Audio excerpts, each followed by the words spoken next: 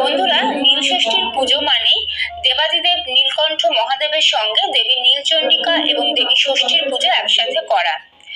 এবার আমি শিবলিঙ্গের পীঠভাগে দেবী নীলচণ্ডিকার উদ্দেশ্যে রঙিন ফুল নিবেদন করে দিচ্ছি। ওম হ্রিং এতে গন্ধপুষ্পে নীলচণ্ডিকায় নমঃ এই মন্ত্র সহযোগে। ওম হ্রিং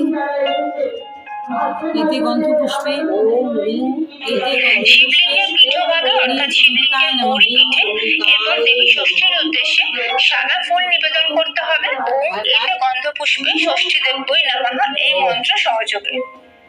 এতে গন্ধপুষ্পে ষষ্ঠী দেব্যই নমঃ।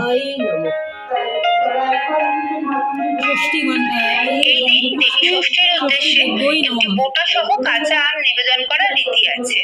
তো দেখো বন্ধুরা, আমিও এখানে একটা বোটা সহ কাঁচা আম শিবলিঙ্গের গৌরী পীঠে দেবী ষষ্ঠীর উদ্দেশ্যে নিবেদন করে দিচ্ছি। হর হর মহাদেব বলে যে কোনো বলা যায় এখানে। পুজোর পরে এই কাঁচা আমটা তোমরা জলে দিয়ে দিতে পারো অথবা কোনো গাছের গোড়ায় ফেলে দিতে পারো।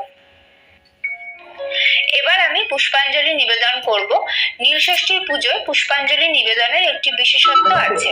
এখানে যখন আমরা 3 বার পুষ্পাঞ্জলি নিবেদন করি তখন প্রথমবার নীলকণ্ঠ মহাদেবের উদ্দেশ্যে পুষ্পাঞ্জলি নিবেদন করা হয়, দ্বিতীয়বার দেবী নীলচণ্ডিকার উদ্দেশ্যে পুষ্পাঞ্জলি নিবেদন করা হয় এবং তৃতীয়বার ষষ্ঠী দেবীর উদ্দেশ্যে পুষ্পাঞ্জলি দেওয়া হয়।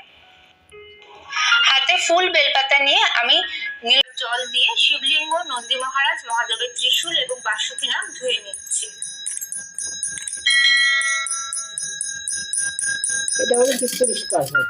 অভিষেক প্রক্রিয়া হয়ে যাওয়ার পর আমি শিবলিঙ্গ, নন্দী মহারাজ, মহাদেবের ত্রিশূল আর বাসুকী নাগ ভালো করে ধুয়ে নিয়ে পাথর বাটিতে বসিয়ে নিয়েছি। পাথর বাটি আমি আগে থেকে পরিষ্কার করে রেখেছিলাম। আর যে মাটির কলকাটা শিবলিঙ্গের পাশে আছে সেটাও আমি গঙ্গা জল দিয়ে ধুয়ে রেখেছি। আমি এখানে আলাদা আসন পাতে পুজো করছি, তোমরা চাইলে তোমাদের ঠাকুরের সিংহাসনে পুজো করে নিতে পারো। প্রথমে আমি শিব ঠাকুরকে একটা পৈতে নিবেদন করে দিচ্ছি। শিবরাত্রির দিন যে নতুন পৈতেটা তোমরা শিব ঠাকুরকে নিবেদন করেছিলে সেটাই তোমরা আবারও নিবেদন করে দিতে পারো। এবার আমি শিব ঠাকুরকে শ্বেত চন্দনের তিলক পরিয়ে দিচ্ছি। পৈতে নিবেদন করতে বলছে। হ্যাঁ, পৈতে নিবেদন করতে। নন্দী মহারাজ, বাসুকী নাগ, মহাদেবের ত্রিশূল